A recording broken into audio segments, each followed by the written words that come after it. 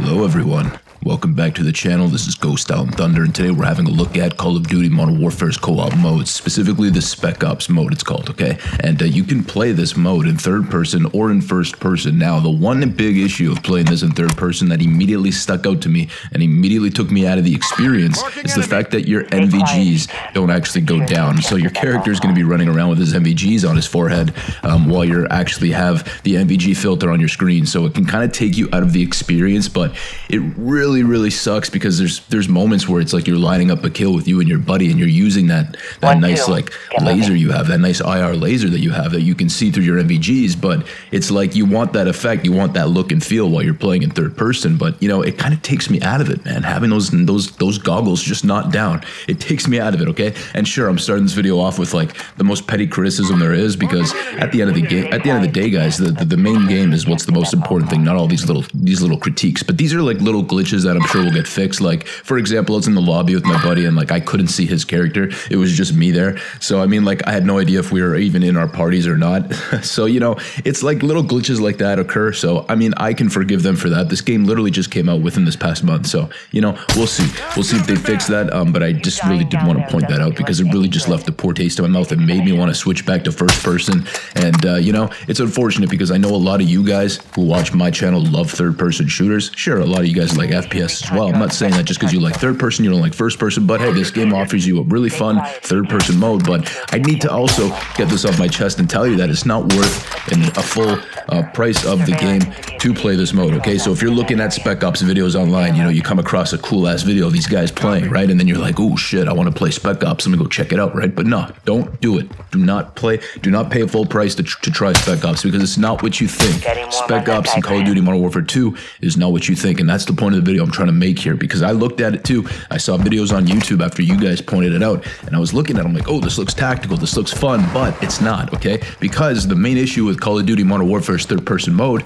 and even just the first-person in general, is that it's a very arcadey game. And actually, I don't even want to word it that way. I don't want to say that it's a problem. It's not a problem. Call of Duty is not bad, or it's not in the wrong. The game is not in the wrong for being what it is, okay? It's Call of fucking Duty. People know what they're getting into when they buy Call of Duty, so you can't go into Call of Duty thinking you're going to get a tactical experience, because you're not, okay? You're going to get a somewhat tactical experience just because you and your friend are placed in a map, right? And you got to like silently take down targets without being seen, even though you can still get seen and still continue on with the mission and not fail.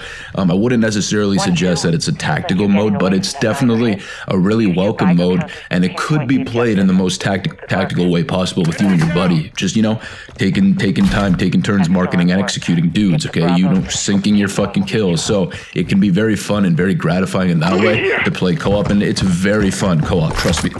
Me and my buddy, we were laughing all night. We were playing it all night last night, so this morning I really wanted to just get this video out there and really just discuss it. So I'm not even like, this isn't scripted or anything, this is just me going off the top of my head. A lot of my discussions aren't scripted, guys, so if you're wondering like if I fumble my words or whatever, it's because I'm just going off the top of my head here, and I really did, again, want to get this discussion out as soon as this was still fresh in my head, because I really wanted to point those things out. So, the main issue with the third-person mode in Call of Duty Modern Warfare 2, and this is one of my subscribers pointed this out, Lovely Vampy, I believe your name is, so thank you for putting this very well, okay? Like, you just worded it very well, all right? So you said that, you know, the third-person mode almost feels like you're watching someone's kill cam, and yes, that's exactly what it feels like. I couldn't get my tongue wrapped, couldn't get my finger wrapped around it. Couldn't quite place the word on my tongue, but that is exactly what the Modern Warfare 2 third-person mode feels like. It feels like you're watching someone's kill cam, so it's not for everyone, all right? And because of that, it makes the aiming so weird, and because of that aiming, it feels weird. Your IR laser doesn't always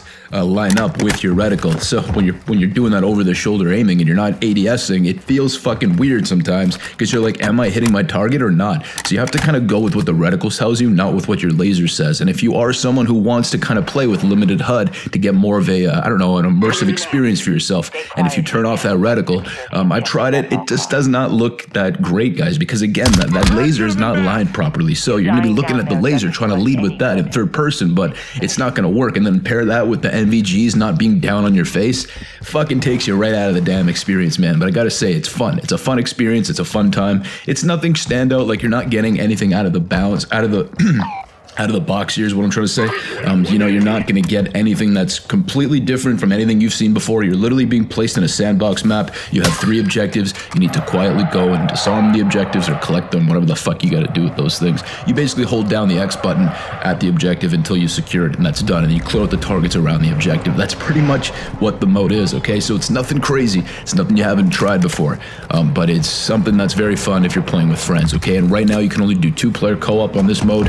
Eventually it'll reach 4-player co-op when season 1 starts in about a month from now, so keep that in mind. You will have the chance to play this with more than just 2 people. But the fun thing is, man, for certain missions, like there's this one where you got to do like this defense thing. You can actually buy units, so you can stockpile on fucking guys, and you can have a bunch of dudes with you, just friendly AI units just littering the place, and there's just an onslaught of fucking targets being tossed at you, and it can be really fun. It's really arcadey, especially that mission. But the Spec Ops mission that you're seeing everywhere, the one with the MVGs down, everyone's moving slowly, picking off guys coordinatedly. I think that's where this mode shines the most, and I really hope they give us more than just 3 levels, because this needs more levels, man. This needs way more levels, and it'll be just something that'll be replayable and really fun. And I think if they can maybe introduce more unique objectives within that, I think it'll make it even more fun. Because I don't know, when I'm playing that tower defense style level where you have to defend A, B, or C, and then you have to like purchase like weapons, purchase gear, purchase things in between levels, I don't think that kind of horde mode is that fun, in my opinion, for Call of Duty, because it just really doesn't play to the strengths of Call of Duty. It plays to the more weaker sides of Call of Duty, and that being the arcadiness of it, like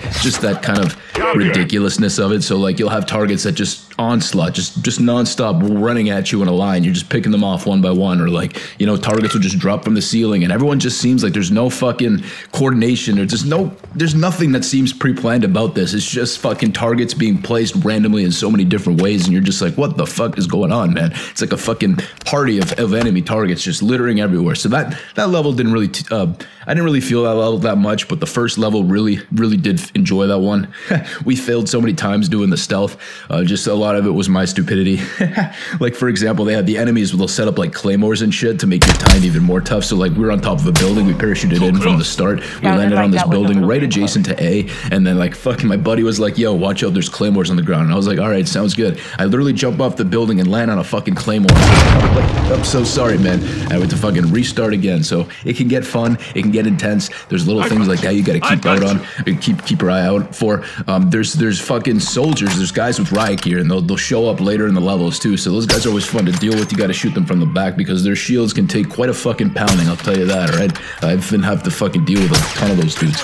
But anyways, man, it's a real fun time. Those shit. Oh yeah, another part to make that makes this feel really arcadey is when the fucking guys are coming in, those big like hulking units, and they have like chain guns and they got big armor. Yo, those guys are just bullet sponge enemies. They fucking so out of place. They feel so out of place, man.